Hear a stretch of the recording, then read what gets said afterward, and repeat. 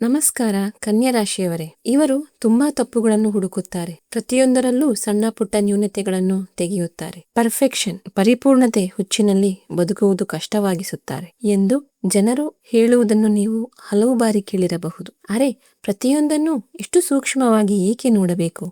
ಸ್ವಲ್ಪ ಸಡಿಲವಾಗಿ ಬಿಡಬಾರದೆ? ಮತ್ತು ಇದೇ ಜನರು ಹೀಗೆ ಹೇಳುವುದು ಕೇಳಿ ಬರುತ್ತದೆ. ಗೆಳೆಯ, ಇವರ ಸಾಥ್ ಸಿಕ್ಕರೆ ಯಾವ ತಪ್ಪೂ ಆಗಲು ಸಾಧ್ಯವಿಲ್ಲ.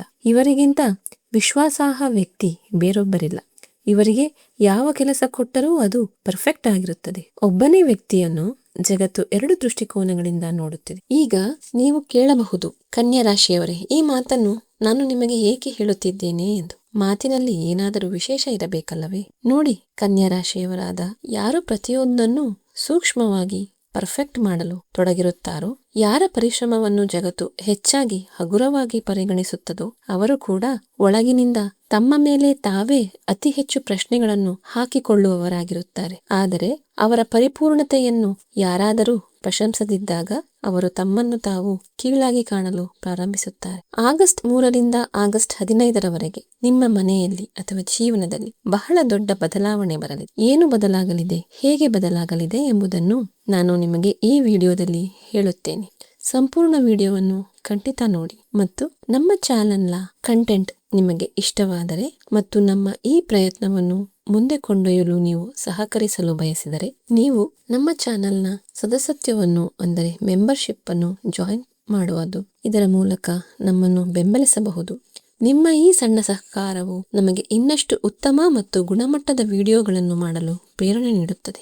ಆಗಸ್ಟ್ 3ರಂದು ಮಂಗಳನು ನಿಮ್ಮ 9ನೇ ಮನೆಯನ್ನು ಅಂದರೆ ಭಾಗ್ಯಸ್ಥಾನವನ್ನು ಬಿಟ್ಟು ಮಿಥುನ ರಾಶಿಯಲ್ಲಿ ನಿಮ್ಮ 10ನೇ ಮನೆಗೆ ಪ್ರವೇಶಿಸುತ್ತಿದ್ದಾನೆ. 10ನೇ ಮನೆಯು ನಮ್ಮ ವೃತ್ತಿ ಜೀವನ ಮತ್ತು ಸ್ಥಾನಮಾನ ಮತ್ತು ಸಾರ್ವಜನಿಕ ಇಮೇಜ್ ಅನ್ನು ನಿಯಂತ್ರಿಸುತ್ತದೆ. ಮಂಗಳನು ಶಕ್ತಿ, ಧೈರ್ಯ ಮತ್ತು ಆಕ್ರಮಣಶೀಲತೆ ಗ್ರಹ. ಇದುವರೆಗೆ ಮಂಗಳ ನಿಮ್ಮ 9ನೇ ಮನೆಯಲ್ಲಿದ್ದನು ಮತ್ತು ಮಂಗಳನು ನಿಮ್ಮ ಅಷ್ಟಮಾಧಿಪತಿಯೂ ಆಗಿರುವುದರಿಂದ ಅವನು ನಿಮ್ಮ ಅದೃಷ್ಟದಲ್ಲಿ ನಿರಂತರವಾಗಿ ಅಡೆತಡೆಗಳನ್ನು ಉಂಟು ಮಾಡುತ್ತಿದ್ದನು. ಅದೃಷ್ಟವು ನಿಮಗೆ ಸಾಥ್ ನೀಡುತ್ತಿಲ್ಲ.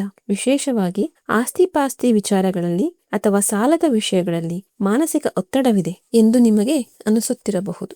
ಆದರೆ ಆಗಸ್ಟ್ 3ರಂದು ಮಂಗಳನು 9ನೇ ಮನೆಯಿಂದ ಹೊರಬಂದ ತಕ್ಷಣ ಈ ಅಡೆತಡೆಗಳಿಂದ ನಿಮಗೆ ದೊಡ್ಡ ನಿರಾಳತೆ ಸಿಗುತ್ತದೆ ಮತ್ತು ನಿಮ್ಮ ಹಳೆಯ ಸಿಕ್ಕಿ ಹಾಕಿಕೊಂಡಿದ್ದ ಕೆಲಸಗಳು ಇದ್ದಕ್ಕಿದ್ದಂತೆ ವೇಗ ಪಡೆದುಕೊಳ್ಳುತ್ತವೆ. ಮಂಗಳನು 10ನೇ ಮನೆಗೆ ಬರುವುದರಿಂದ ನಿಮ್ಮ ಕೆಲಸದ ಸ್ಥಳದ ವರ್ಕ್ ಪ್ಲೇಸ್ ವಾತಾವರಣವು ಸಂಪೂರ್ಣವಾಗಿ ಬದಲಾಗುತ್ತದೆ. ನೀವು ಉದ್ಯೋಗ ಮಾಡುತ್ತಿದ್ದರೆ ಆಫೀಸ್ನಲ್ಲಿ ಪ್ರಬಲವಾದ ಪೈಪೋಟಿ ಕಾಂಪಿಟೇಷನ್ ಕಂಡು ಬರುತ್ತದೆ. ಕೆಲವು ಸಹೋದ್ಯೋಗಿಗಳು ನಿಮ್ಮ ಕೆಲಸದ ಕ್ರೆಡಿಟ್ ತೆಗೆದುಕೊಳ್ಳಲು ಪ್ರಯತ್ನಿಸಬಹುದು ಅಥವಾ ನಿಮ್ಮ ಮುಂದೆ ಸವಾಲುಗಳನ್ನು ಒಡ್ಡಬಹುದು. ಇಂತಹ ಪರಿಸ್ಥಿತಿಯಲ್ಲಿ ನೀವು ಈ ರಾಜಕೀಯಕ್ಕೆ ಹೆದರಿ ಹಿಂದೆ ಸರಿಯುವ ಅಗತ್ಯವಿಲ್ಲ.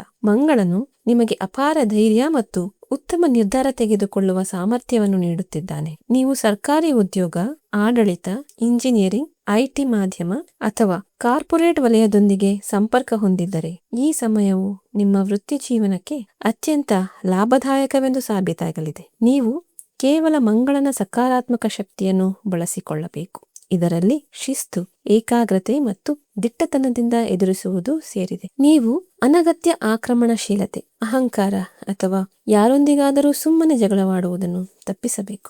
ಆಗಸ್ಟ್ 15ರ ಸುಮಾರಿಗೆ ನಿಮ್ಮ ಬಾಸ್ ಅಥವಾ ಹಿರಿಯ ಅಧಿಕಾರಿಗಳೊಂದಿಗೆ ಉಂಟಾಗುವ ಯಾವುದೇ ವೈಚಾರಿಕ ಭಿನ್ನಾಭಿಪ್ರಾಯವನ್ನು ನೀವು ಶಾಂತಿ ಮತ್ತು ರಾಜತಾಂತ್ರಿಕತೆಯಿಂದ ಡಿಪ್ಲೊಮಸಿಯಿಂದ ನಿಭಾಯಿಸಿದರೆ ನೀವು ಮುಂದೆ ಸಾಗುವುದನ್ನು ಯಾರೂ ತಡೆಯಲು ಸಾಧ್ಯವಿಲ್ಲ. ಹೊಸ ಉದ್ಯೋಗ ಅಥವಾ ಬಹಳ ಸಮಯದಿಂದ ಬಾಕಿ ಉಳಿದಿರುವ ಪ್ರಮೋಷನ್ ಸುದ್ದಿಯು ನಿಮಗೆ ಆಗಸ್ಟ್ 20ರ ಮೊದಲು ಸಿಗುವ ಬಲವಾದ ಸಾಧ್ಯತೆ ಇದೆ. ಮಂಗಳನ ಈ ಶಕ್ತಿಯ ನಡುವೆ ಮತ್ತೊಂದು ಪ್ರಮುಖ ಖಗೋಳ ಸ್ಥಿತಿಯು ನಿಮ್ಮ ಲಗ್ನದಲ್ಲಿ ನಿರ್ಮಾಣವಾಗುತ್ತಿದೆ. ಆಗಸ್ಟ್ 1ರಂದು ಶುಕ್ರನು ನಿಮ್ಮದೇ ರಾಶಿಯನ್ನು ಅಂದರೆ ನಿಮ್ಮ 1ನೇ ಮನೆಯನ್ನು ಪ್ರವೇಶಿಸಿ ನೀಚ ಸ್ಥಿತಿಗೆ ತಲುಪಿದ್ದಾನೆ. 1ನೇ ಮನೆಯು ನಿಮ್ಮ ದೇಹ, ನಿಮ್ಮ ಮನಸ್ಸು ಮತ್ತು ವ್ಯಕ್ತಿತ್ವವನ್ನು ಪ್ರತಿನಿಧಿಸುತ್ತದೆ. ನಿಮ್ಮ ಜಾತಕದಲ್ಲಿ ಶುಕ್ರನು ನಿಮ್ಮ 2ನೇ ಮನೆ ಅಂದರೆ ಸಂಪತ್ತು ಮತ್ತು ಮಾತಿನ ಮನೆ ಮತ್ತು 9ನೇ ಮನೆ ಅಂದರೆ ಭಾಗ್ಯದ ಮನೆಯ ಅಧಿಪತಿಯಾಗಿದ್ದಾನೆ. ಅದೃಷ್ಟ ಮತ್ತು ಸಂಪತ್ತಿನ ಅಧಿಪತಿ ಲಗ್ನದಲ್ಲಿ ಬಂದು ನೀಚನಾದಾಗ ಇದರ ನೇರ ಅರ್ಥವೇನೆಂದರೆ ಈ ಅವಧಿಯಲ್ಲಿ ನೀವು ನಿಮ್ಮ ಸ್ವಂತ ನಿರ್ಧಾರಗಳು ಮತ್ತು ನಿಮ್ಮ ಸ್ವಂತ ಅಭ್ಯಾಸಗಳ ಬಗ್ಗೆ ಎಚ್ಚರದಿಂದಿರಬೇಕು. ಉತ್ತಮ ಅವಕಾಶಗಳು ನಿಮ್ಮ ಮುಂದೆ ಬರುತ್ತವೆ, ಆದರೆ ಸೋಮಾರಿತನ, ಅಹಂ, ಈಗೋ ಅಥವಾ ಆತುರದಲ್ಲಿ ತೆಗೆದುಕೊಂಡ ತಪ್ಪು ನಿರ್ಧಾರಗಳಿಂದಾಗಿ ನೀವು ಆ ಅವಕಾಶಗಳನ್ನು ಕಳೆದುಕೊಳ್ಳಬಹುದು. ನೀವು ಮಾಡಿಕೊಳ್ಳುತ್ತಿರುವ ಒಪ್ಪಂದವನ್ನು ಡೀಲ್ ಹಾಳು ಮಾಡುವಂತಹ ಯಾವುದೇ ಪದವು ನಿಮ್ಮ ಬಾಯಿಂದ ಹೊರಬರದಂತೆ ನೀವು ವಿಶೇಷವಾಗಿ ಕಾಳಜಿ ವಹಿಸಬೇಕು. ಈ ಸಂಚಾರದ ಸಮಯದಲ್ಲಿ ನೀವು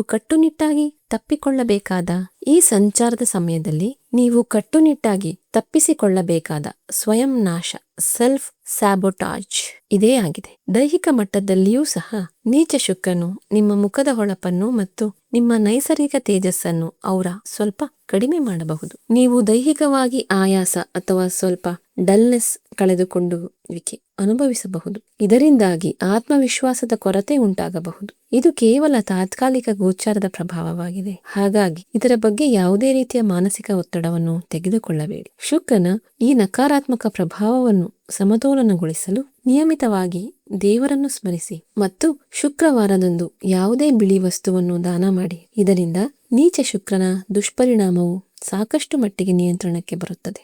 ಈಗ ನಾವು ನಿಮ್ಮ ಹಣಕಾಸು, ಕ್ಯಾಶ್ ಫ್ಲೋ ಮತ್ತು ಆದಾಯದ ಕ್ಷೇತ್ರದ ಬಗ್ಗೆ ಮಾತನಾಡೋಣ. ಅಲ್ಲಿ ಈ ತಿಂಗಳ ಅತ್ಯಂತ ಸಕಾರಾತ್ಮಕ ಖಗೋಳ ಘಟನೆಗಳು ನಡೆಯುತ್ತಿವೆ. ನಿಮ್ಮ ಜಾತಕದ 11ನೇ ಮನೆಯಲ್ಲಿ, ಅಂದರೆ ಲಾಭಸ್ಥಾನದಲ್ಲಿ ಅತ್ಯಂತ ಶಕ್ತಿಯುತವಾದ ಸಂಯೋಜನೆಯೊಂದು ನಿರ್ಮಾಣವಾಗುತ್ತಿದೆ. ಕರ್ಕಾಟಕ ರಾಶಿಯಲ್ಲಿ ಗುರುವು ಈಗಾಗಲೇ ಉಚ್ಚ ಸ್ಥಿತಿಯಲ್ಲಿ ಕುಳಿತಿದ್ದಾನೆ. ಉಚ್ಚ ಸ್ಥಿತಿಯಲ್ಲಿರುವ ಗುರುವು ಲಾಭದ ಸ್ಥಾನದಲ್ಲಿದ್ದಾಗ ಅದು ಸಂಪತ್ತು ಮತ್ತು ಲಾಭದ ವಿಷಯಗಳಲ್ಲಿ ನಿರಂತರ ಬೆಳವಣಿಗೆಯನ್ನು ಖಚಿತಪಡಿಸುತ್ತದೆ. ಇದರೊಂದಿಗೆ ಆಗಸ್ಟ್ 5ರಂದು ನಿಮ್ಮ ಲಗ್ನಾಧಿಪತಿ ಮತ್ತು ದಶಮಾಧಿಪತಿಯಾದ ಬುಧನು ಸಹ ಗೋಚಾರ ಮಾಡಿ 11ನೇ ಮನೆಯಲ್ಲಿ ಗುರುವಿನೊಂದಿಗೆ ಯುತಿಯನ್ನು ಮಾಡುತ್ತಿದ್ದಾನೆ. ಜ್ಯೋತಿಷ್ಯದಲ್ಲಿ ಗುರು ಮತ್ತು ಬುಧರ ಈ ಯುತಿಯನ್ನು ಸರಸ್ವತಿ ಯೋಗ ಎಂದು ಕರೆಯಲಾಗುತ್ತದೆ.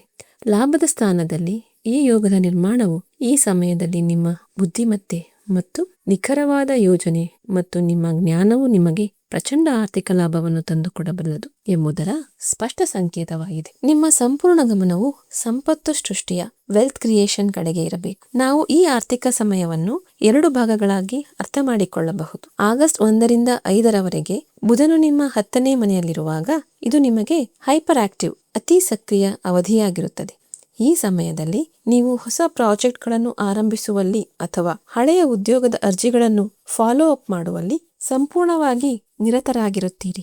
ಆದರೆ ಆಗಸ್ಟ್ 5ರ ನಂತರ ಬುಧನು 11ನೇ ಮನೆಗೆ ಹೋದಾಗ ನಿಮ್ಮ ಮೈಂಡ್ಸೆಟ್, ಮಾನಸಿಕತೆ ಸಂಪೂರ್ಣವಾಗಿ ಆರ್ಥಿಕ ಬೆಳವಣಿಗೆಯ ದಿಕ್ಕಿನಲ್ಲಿ ಕೆಲಸ ಮಾಡಲು ಪ್ರಾರಂಭಿಸುತ್ತದೆ. ನಿಮ್ಮ ಹಳೆಯ ಹಣ ಎಲ್ಲಾದರೂ ಸಿಕ್ಕಿ ಹಾಕಿಕೊಂಡಿದ್ದರೆ ಅಥವಾ ಯಾವುದೇ ಕ್ಲೈಂಟ್ ಪಾವತಿಯನ್ನು ತಡೆಯಿಟ್ಟಿದ್ದರೆ ಅದು ಮರಳಿ ಸಿಗುವ, ಅಂದರೆ ಲಿಕ್ವಿಡ್ ಕ್ಯಾಶ್ ಫ್ಲೋ ಆಗುವ ಸಾಧ್ಯತೆ ತುಂಬಾ ಹೆಚ್ಚಿದೆ. ಶೇರ್ ಮಾರ್ಕೆಟ್ ಅಥವಾ ಊಹಾತ್ಮಕ ಸ್ಪೆಕ್ಯುಲೇಟಿವ್ ಕ್ಷೇತ್ರಗಳಿಗೆ ಸಂಬಂಧಿಸಿದ ಜನರಿಗೆ ಹಠಾತ್ ಆರ್ಥಿಕ ಲಾಭದ ಬಲವಾದ ಯೋಗಗಳಿವೆ.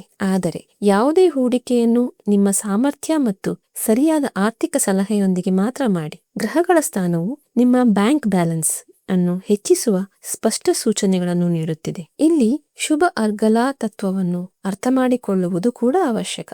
ಲಗ್ನದಲ್ಲಿ ನೀಚ ಶುಕ್ರನು ನಿಮ್ಮನ್ನು ಸೋಮಾರಿಯನ್ನಾಗಿಸುತ್ತಿದ್ದರೂ 11ನೇ ಮನೆಯಲ್ಲಿ ಕುಳಿತಿರುವ ಉಚ್ಚ ಗುರು ಮತ್ತು ಬುಧರು ನಿಮ್ಮ ಲಗ್ನಕ್ಕೆ ಶುಭ ಅರ್ಗಲಾವನ್ನು ನೀಡುತ್ತಿದ್ದಾರೆ. ಇದರರ್ಥ ನಿಮ್ಮ ಕಡೆಯಿಂದ ಏನಾದರೂ ತಪ್ಪಾದರೂ ನಿಮ್ಮ ಅಣ್ಣ ಅಕ್ಕಂದಿರು, ನಿಮ್ಮ ಮಾರ್ಗದರ್ಶಕರು, ಮೆಂಟರ್ಸ್ ಅಥವಾ ಯಾವುದೇ ಅನುಭವಿ ವ್ಯಕ್ತಿ ನಿಮ್ಮನ್ನು ಸಕಾಲದಲ್ಲಿ ಆ ಪರಿಸ್ಥಿತಿಯಿಂದ ಹೊರತರುತ್ತಾರೆ. ಆಗಸ್ಟ್ 5 ಮತ್ತು 20ರ ನಡುವೆ ನಿಮ್ಮ ಬಾಕಿ ಉಳಿದಿರುವ ಸಮಸ್ಯೆಗಳನ್ನು ಪರಿಹರಿಸುವಂತಹ ಪ್ರಭಾವಶಾಲಿ ವ್ಯಕ್ತಿಯನ್ನು ನೀವು ಭೇಟಿಯಾಗಬಹುದು. ಕೌಟುಂಬಿಕ ಜೀವನ ಮತ್ತು ಪಾಲುದಾರಿಕೆ, ಪಾರ್ಟ್ನರ್ಶಿಪ್ ದೃಷ್ಟಿಕೋನದಿಂದ 7ನೇ ಮನೆಯಲ್ಲಿ ವಕ್ರ ಶನಿಯ ಸ್ಥಾನವನ್ನು ಅರ್ಥ ಮಾಡಿಕೊಳ್ಳುವುದು ಅತ್ಯಂತ ಅವಶ್ಯಕ.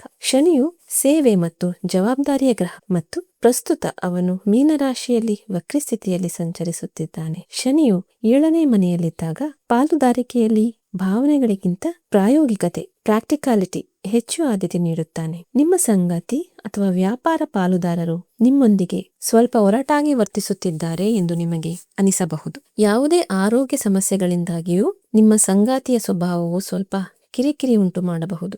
ಈ ಸಮಯದಲ್ಲಿ ನೀವು ರಾಜತಾಂತ್ರಿಕತೆ, ಡಿಪ್ಲೊಮಸಿ ಕೆಲಸ ಮಾಡಬೇಕಾಗುತ್ತದೆ. ನಿಮ್ಮ ಜವಾಬ್ದಾರಿಗಳನ್ನು ಸಂಪೂರ್ಣ ಪ್ರಾಮಾಣಿಕತೆಯಿಂದ ನಿಭಾಯಿಸಿ. ಆದರೆ ಬದಲಾಗಿ ತಕ್ಷಣದ ಭಾವನಾತ್ಮಕ ಬೆಂಬಲವನ್ನು ನಿರೀಕ್ಷಿಸಬೇಡಿ. ಶನಿಯ 7ನೇ ದೃಷ್ಟಿ ನಿಮ್ಮ ಲಗ್ನದ ಮೇಲೂ ಬೀಳುತ್ತಿದೆ. ಇದು ನಿಮ್ಮ ಕಟ್ಟುನಿಟ್ಟಾದ ಮತ್ತು ಶಿಸ್ತಿನ ವೇಳಾಪಟ್ಟಿಯನ್ನು ಅನುಸರಿಸಲೇಬೇಕೆಂದು ಒತ್ತಾಯಿಸುತ್ತಿದೆ. ವಕ್ರಿ ಶನಿಯು ಸಾಮಾನ್ಯವಾಗಿ ಹಳೆಯ ವಿಷಯಗಳನ್ನು ಮತ್ತೆ ಮುನ್ನೆಲೆಗೆ ತರುತ್ತಾನೆ. ಆದ್ದರಿಂದ ಯಾವುದೇ ಹಳೆಯ ವ್ಯಾಪಾರ ಪಾಲುದಾರರು ಅಥವಾ ಹಿಂದಿನ ಯಾವುದೇ ವ್ಯಕ್ತಿ ಮತ್ತೆ ಸಂಪರ್ಕಿಸುವ ಸಾಧ್ಯತೆ ಇದೆ, ಏಕೆಂದರೆ ಅವರೊಂದಿಗೆ ನಿಮ್ಮ ಕರ್ಮದ ಲೆಕ್ಕಾಚಾರವು ಇನ್ನೂ ಬಾಕಿ ಉಳಿದಿದೆ. ಈ ಒರಟುತನದ ಹೊರತಾಗಿಯೂ 7ನೇ ಮನೆಯ ಅಧಿಪತಿ ಗುರು 11ನೇ ಮನೆಯಲ್ಲಿ ಕುಳಿತು ತನ್ನ 9ನೇ ದೃಷ್ಟಿಯಿಂದ ಮತ್ತೆ ತನ್ನದೇ ಮನೆಯನ್ನು ನೋಡುತ್ತಿದ್ದಾನೆ. ಗುರುವಿನ ಈ ದೃಷ್ಟಿಯು ನಿಮ್ಮ ವೈವಾಹಿಕ ಜೀವನಕ್ಕೆ ಬಲವಾದ ರಕ್ಷಾ ಕವಚವಾಗಿ ಕಾರ್ಯನಿರ್ವಹಿಸುತ್ತದೆ. ನೀವು ಮತ್ತು ನಿಮ್ಮ ಸಂಗಾತಿಯು ಯಾವುದಾದರೂ ಪ್ರಮುಖ ವಿಷಯದ ಬಗ್ಗೆ ಚರ್ಚಿಸುತ್ತಿದ್ದರೆ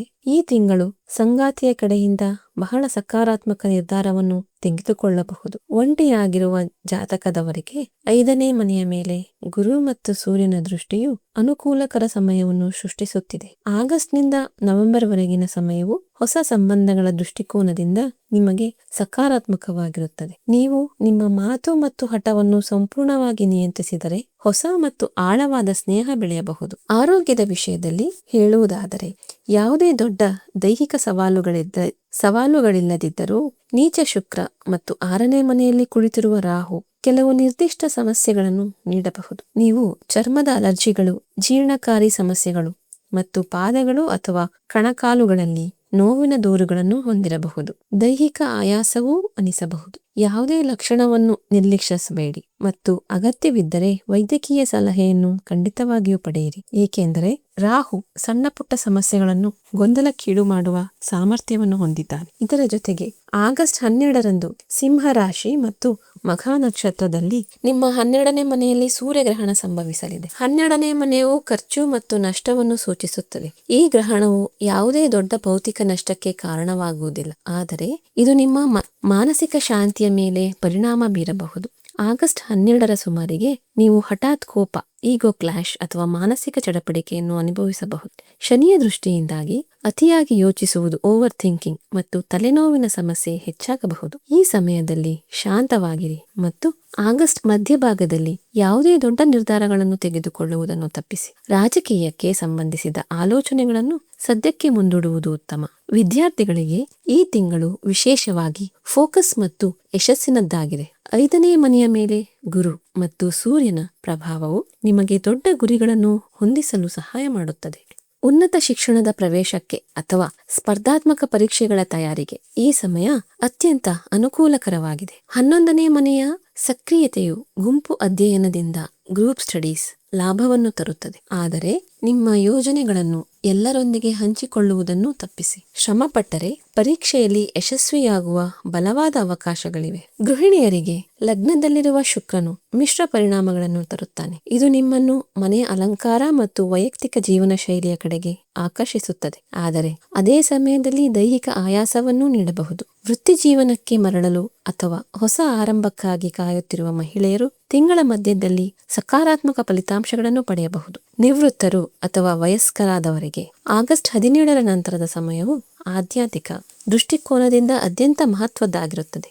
12ನೇ ಮನೆಯಲ್ಲಿ ಸೂರ್ಯ ಮತ್ತು ಕೇತುವಿನ ಸಂಯೋಗವು ನಿಮ್ಮ ಪ್ರಜ್ಞೆ ಮತ್ತು ಆಧ್ಯಾತ್ಮಿಕ ಬೆಳವಣಿಗೆಗೆ ದಾರಿ ಮಾಡಿಕೊಡುತ್ತದೆ. ಈ ಅವಧಿಯಲ್ಲಿ ದಾನ ಧರ್ಮ ಮತ್ತು ಆಧ್ಯಾತ್ಮಿಕ ಅಧ್ಯಯನವು ವಿಶೇಷವಾಗಿ ಫಲಪ್ರದಾಯಕವಾಗಲಿದೆ. ಹಳೆಯ ಹೂಡಿಕೆಗಳಿಂದ ದಿಢೀರ್ ಲಾಭ ಬರುವ ಸಾಧ್ಯತೆಗಳೂ ಇವೆ. ನವಾಂಶ ಮತ್ತು ನಕ್ಷತ್ರಗಳ ಸೂಕ್ಷ್ಮ ಅಧ್ಯಯನದಿಂದ ರಾಹು ಶತಭಿಷ ನಕ್ಷತ್ರದಿಂದ ಹೊರಬಂದು ಮಂಗಳನ ನಕ್ಷತ್ರವಾದ ಧನಿಷ್ಠಾದ 4ನೇ ಪಾದಕ್ಕೆ ಪ್ರವೇಶಿಸುತ್ತಿದ್ದಾನೆ ಎಂಬುದು ಸ್ಪಷ್ಟವಾಗುತ್ತದೆ. ಕೇತು ವೃಷಭ ನವಾಂಶಕ್ಕೆ ಹೋಗಿದ್ದಾನೆ. ಅದು ನಿಮ್ಮ ಅದೃಷ್ಟದ ಸ್ಥಾನವನ್ನು ಸಕ್ರಿಯಗೊಳಿಸುತ್ತಿದೆ. ಅದರರ್ಥ ಮಂಗಳವು ಈ ಇಡೀ ತಿಂಗಳು ಅತ್ಯಂತ ಪ್ರಭಾವಶಾಲಿಯಾಗಿರುತ್ತಾನೆ. ಮಂಗಳವು 9ನೇ ಮನೆಯಿಂದ 10ನೇ ಮನೆಗೆ ಬದಲಾಗುವುದು ವೃತ್ತಿಪರವಾಗಿ ನಿಮಗೆ ದೊಡ್ಡ ನಿರಾಳತೆಯನ್ನು ಸಂಕೇತವಾಗಿದೆ. ಅಲ್ಲದೆ ಶನಿಯು ಪ್ರಸ್ತುತ ರಾಶಿಚಕ್ರದ ಕೊನೆಯ ನಕ್ಷತ್ರವಾದ ರೇವತಿಯಲ್ಲಿ ಸಂಚರಿಸುತ್ತಿದ್ದಾನೆ. ಮುಂಡೇನ್ ಜ್ಯೋತಿಷದ ದೃಷ್ಟಿಕೋನದಿಂದ ಶನಿಯ ಈ ಗೋಚಾರವು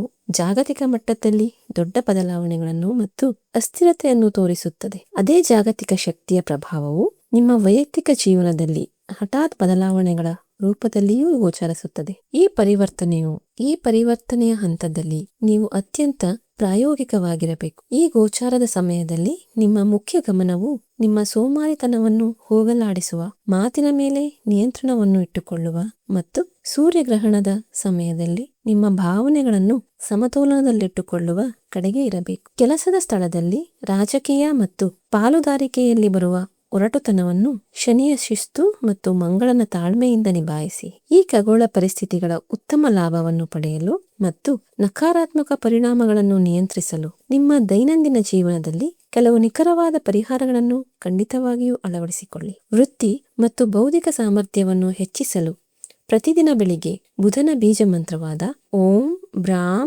ಬ್ರೀಂ ಬ್ರೌಂ ಸಹ ಬುಧಾಯ ನಮಃ ಎಂಬುದನ್ನು 108 ಬಾರಿ ಜಪಿಸಿ. ಬುಧವಾರದಂದು ಹೆಸರು ಬೇಳೆಯನ್ನು ದಾನ ಮಾಡಿ ಮತ್ತು ಸಾಧ್ಯವಾದರೆ ಹಸುವಿಗೆ ಹಸಿರು ಹುಲ್ಲನ್ನು ತಿನ್ನಿಸಿ.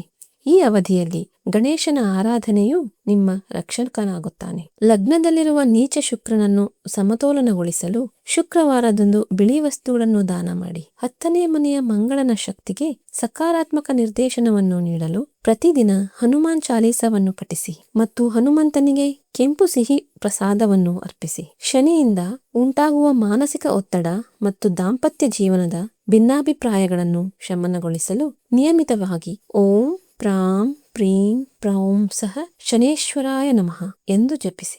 ಕೊನೆಯದಾಗಿ ಸೂರ್ಯನ ಸ್ಥಾನವನ್ನು ಬಲಪಡಿಸಲು ಪ್ರತಿದಿನ ಬೆಳಿಗ್ಗೆ ಉದಯಿಸುವ ಸೂರ್ಯನಿಗೆ ಅರ್ಘ್ಯವನ್ನು ಅರ್ಪಿಸಿ. ನೀವು ಈ ಶಿಸ್ತುಗಳನ್ನು ಪಾಲಿಸಿದರೆ ಗ್ರಹಗಳ ಈ ಶಕ್ತಿಯು ನಿಮ್ಮನ್ನು ಕೆಲಸದ ಕ್ಷೇತ್ರದಲ್ಲಿ ಮತ್ತು ಜೀವನದಲ್ಲಿ ದೊಡ್ಡ ಯಶಸ್ಸಿನತ್ತ ಕೊಂಡೊಯ್ಯುತ್ತದೆ.